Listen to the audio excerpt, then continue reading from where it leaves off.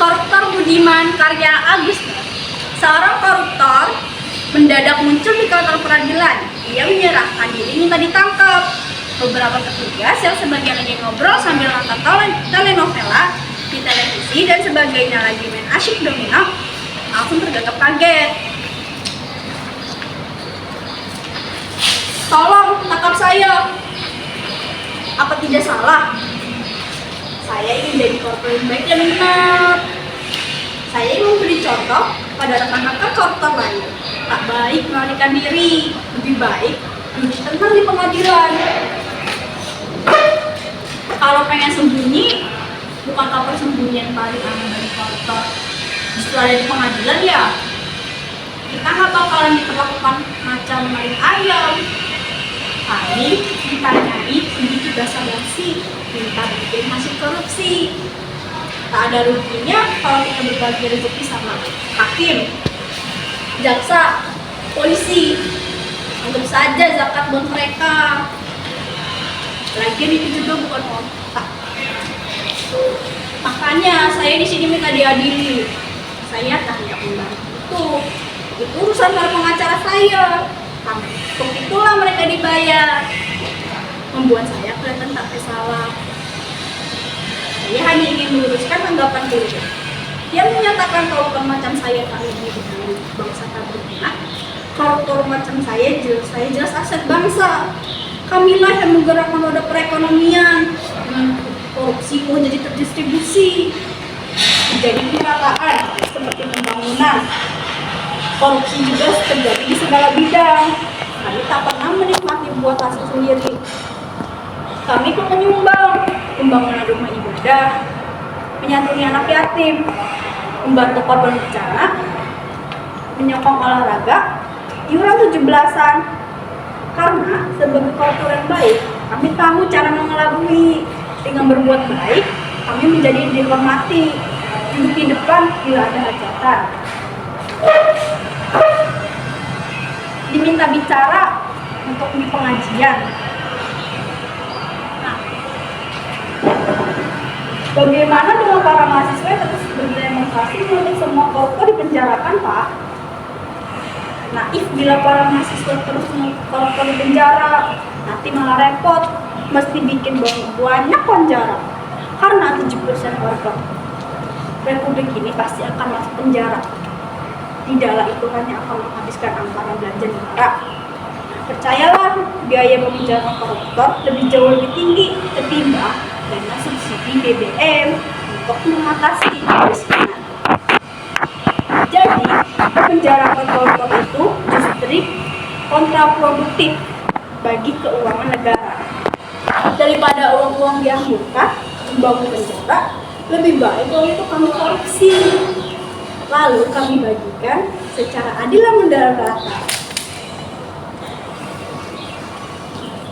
Itu namanya korupsi yang adil dan beradab, sesuai Pancasila. Atau biar terdengar lebih trendy, prinsip demokrasi dalam koruptor.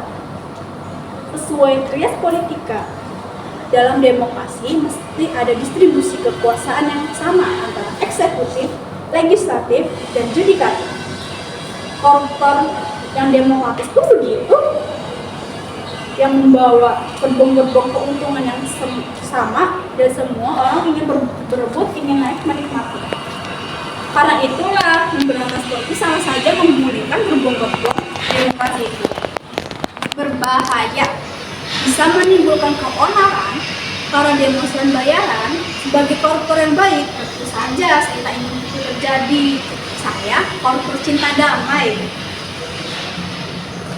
Tolong ya, jangan pernah pojokkan kami. Kalau soal unjuk kekuatan, kami juga bisa menggalang aksi besar-besaran. Pikirkan, bila seluruh koruptor di negeri ini menggelar aksi mogok 1 hari saja, dari kantor kelurahan sampai istana negara, semua departemen kosong. Jangankan ngurus surat atau bikin KTP, WC umum saja nggak ada yang ngurusin. Karena semua koruptor mogok, seperti lakon Istri Kata, ketika seluruh perempuan memboikot laki-laki. Kalian akan pusing sendiri. Kalian akan lihat betapa berkuasanya kami. kami ada tiap di negeri ini. Bagaimana cara kalian membasmi? Kalian seperti mengamputasi tubuh sendiri. Karena itu, marilah kita hidup berdampingan dengan damai. Yang koruptor dan gak koruptor. Apa sih bedanya? Kesalahan hanyalah kebenaran yang tertunda, maka yang gak korupsi pun hanya soal kesempatan yang tertunda. Koruptor atau bukan, menyitir si jalan, khairul amr, semua akan dapat tempat, semua akan dapat giliran juga kok. Karena daripada itu, marilah kita mulai belajar menerima kenyataan betapa korupsi memang sudah menjadi sesuatu yang menyenangkan di Republik ini. Anggap saja, koruptor itu sebagian bagian dari perekonomian kita. Sudah numpuk utangnya.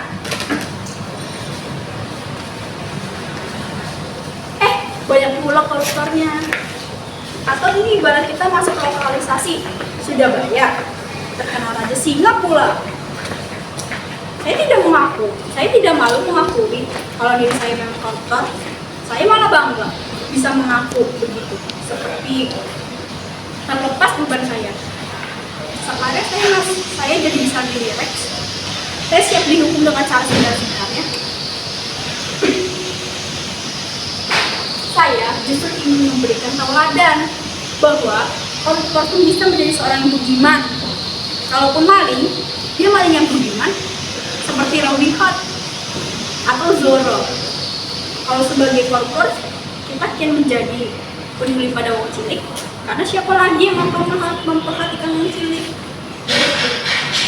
Sebab kalau partai-partai politik tak pernah mikirin nasib wong cilik yang terus-menerus terpuruk dalam kemiskinan.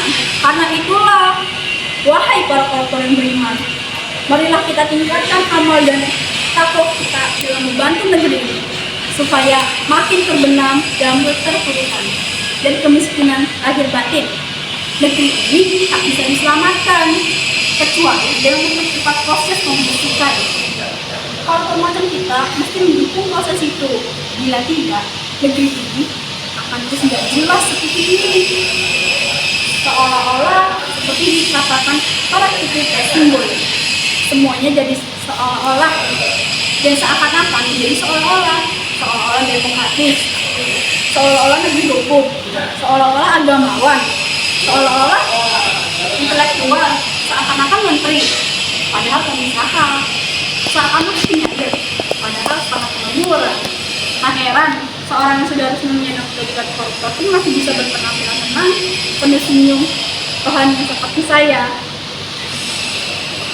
Dengan salam, marilah kita saat ini lebih menghargai koruptor sebagai pahlawan-pahlawan tanpa tanda jasa, tapi banyak harta yang berjasa mempercepat proses pembusukan seluruh sampah negeri ini.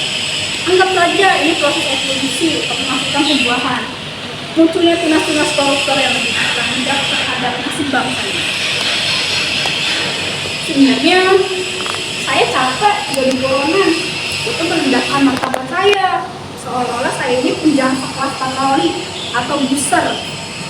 Makanya lebih baik saya istirahat nyaman di penjara, ketemu koruptor kolega-kolega saya yang lainnya, kan lebih enak begitu. Rukun, saling berbagi pengalaman, kumpul bareng, korupsi tidak asal kumpul. Kalau semua rukun kan enak, iya, saya masih tetap sehat. Kenapa masih suka menangkap koruptor? Ketika saya datang, malah bersembunyi.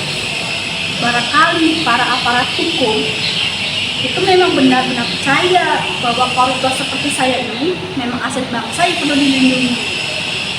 Meskipun koruptor seperti saya sudah berada di dalam penjara, masih saja terus diberi keleluasan secara sistematik bahwa berkorupsi dengan baik dan benar, secara murni dan konsekuen.